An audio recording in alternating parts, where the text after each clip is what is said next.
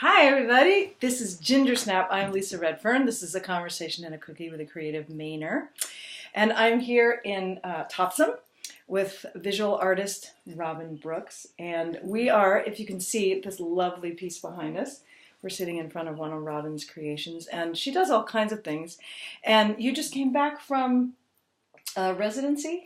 Yeah. Yeah, tell everybody about that. Yeah, I was an artist in residence at Acadia National Park for 15 lovely days. That's 15 rough. amazing days. It was. So most people think of Acadia as Mount Desert Island, which is where the bulk of the land is, but I was at Schoodic Point and at Schoodic Institute. So there was another artist there. She and I kind of had the place to ourselves, and yeah, it was pretty amazing. Yeah. Wow. The park ranger gave us basic lay of the land. We had bicycles we could use. We could hike. We could walk the beaches. Yeah. And it was very amazing. So I did a lot of work. It'll be up on my website soon. But, yeah. So how many different mediums do you work in, and what's your favorite? That's such an because I'm an artist and teacher, I Yeah. kind of have to have my hand in everything. Yeah. Primarily trained as a painter, but I work in collage, which is something I've sort of developed over time. I went to school in New York City, and this program I was in, we'd have these lectures. In the evening, we had to take an academic class, and so we had a class on the blues. We had a class on sonata form. We had a class on Flannery O'Connor. Whatever our teachers wanted, bringing their friends to talk. So I learned about Romare Bearden, and I kind of got, he's an African-American artist that painted in the 40s and 50s in Harlem Renaissance, but he drew a lot from his background in the South, and he created these amazing collages, and it just really inspired me. He, and of course Matisse before him, so there's this lineage of collage that kind of goes across the ocean, from Europe to the US to, just music was really important to Bearden, so he has Billie Holiday. I have to show you a book.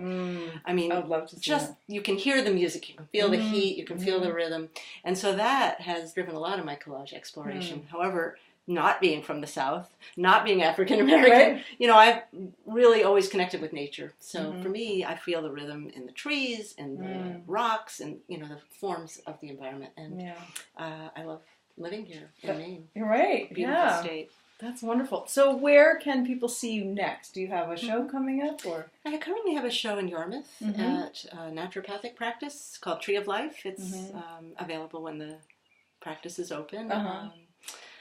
I will be showing in Northeast Harbor at a gallery. It's called the Artemis Gallery. So that'll be in summer. They have a show dedicated to... It's actually a room all summer that will be dedicated to the park, to Acadia, because it is the centennial of the park this year. Is it? Okay. Actually, all the national parks. It's the 100th year of the national parks. Wow. So speaking of milestones, don't you have a milestone? I do! This is the 1 year anniversary of Gingersnap. So happy 1 year Gingersnap. I want to thank all of my incredible guests over the last year. It's been really, really, really fun. So when did you first come to Maine? I came in 1987. Came for vacation. I signed up for a sailing tour out of Camden Harbor on an old converted America's Cup racer. A guy named Jory Squibb. Jory, if you're out there, I'm still in Maine. People teased me. I moved from New York City, and they said, "Oh, you're going to be back in New York," but it didn't happen. It's the center of the universe, Manhattan. And we had a singer on this boat. He was a singer with an a cappella group, and he led us in sea changes. And I can't remember. He's a New Yorker. Oh. So I could dig into my archives. Now you got me curious. Okay, we'll find that out. Yeah, it was a lot of fun. We had good weather, good sailing, and I didn't want to leave, so you didn't. I didn't. Yeah. Oh, that's great. Okay, Robin, do you know your first word? I don't. What do you think it might have been? Probably mom or dad. Mama, dad. Yeah. All right, well, my first word was cookie, which is why we usually have cookies. But today, since Robin's not eating sugar, and I should be disciplined enough not to eat sugar, but I'm not. So we are having a cup of tea. So this is a conversation and a cup of tea with a creative Mainer. That's nice tea. Okay, so...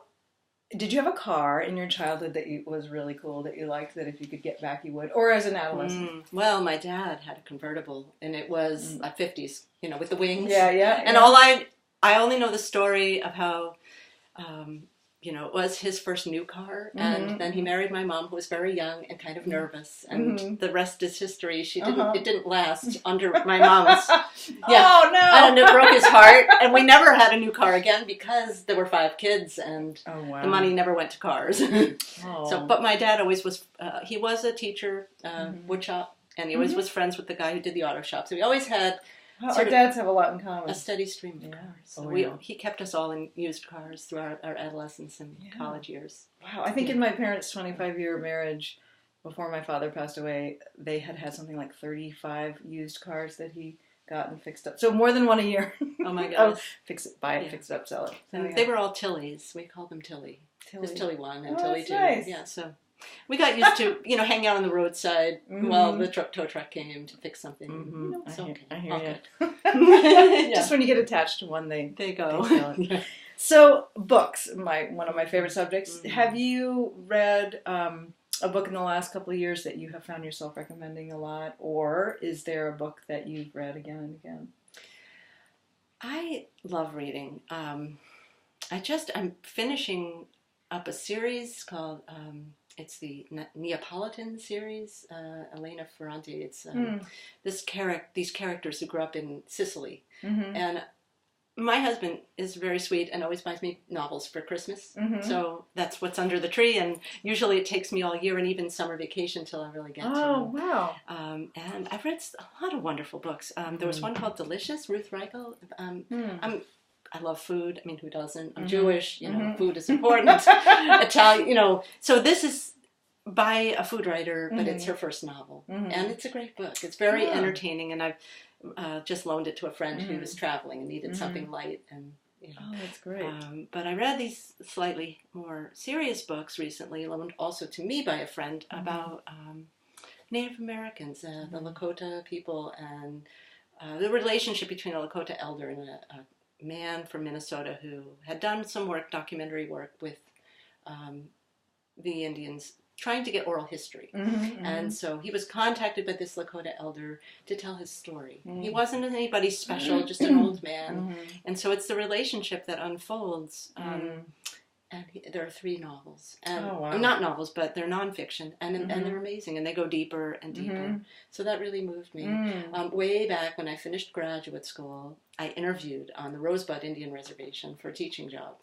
Wow. In South Dakota. And it's quite a dramatic story for another time. But it's very isolated. And so, but I had a picture of that world that this author, Kent Nerburn, was describing in the first book, Neither Wolf Nor Dog. I recommend them. What a great title. It's an incredible series, and it, of course, involves the old man reflecting on his childhood and experiences.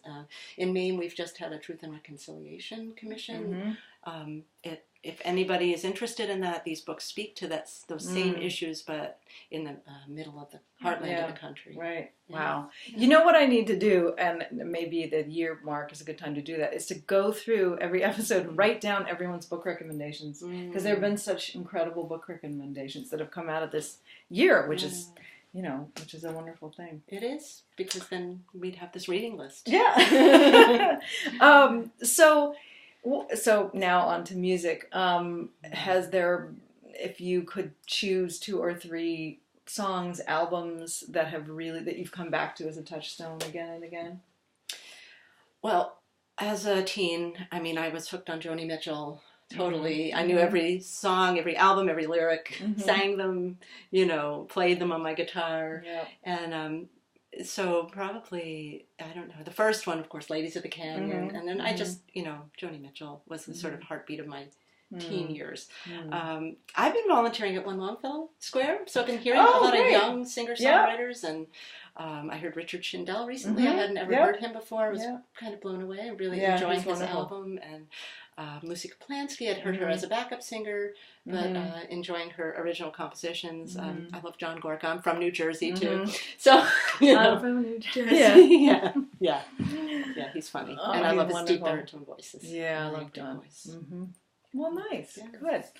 All right. So, Robin, how can people get a hold of you if they want to see more of your work? I have a website. It's robinbrooksart.com. Yeah. Okay, terrific. Yeah. Well, thank you so much for letting me Gingersnap you. This was great. Thanks to you too. Look at this beautiful piece again. Yeah, tree dance. I love tree dance. I love the colors in that. Thanks. All right, so once again, this has been Gingersnap. I'm Lisa Redfern. If you want to know more about me or my music or my new CD, Chickadee, that just came out and is available on the website, it's lisaredfern.com. And I'll see you soon. All right, thanks. This has been Gingersnap. Thanks. This has been Gingersnap.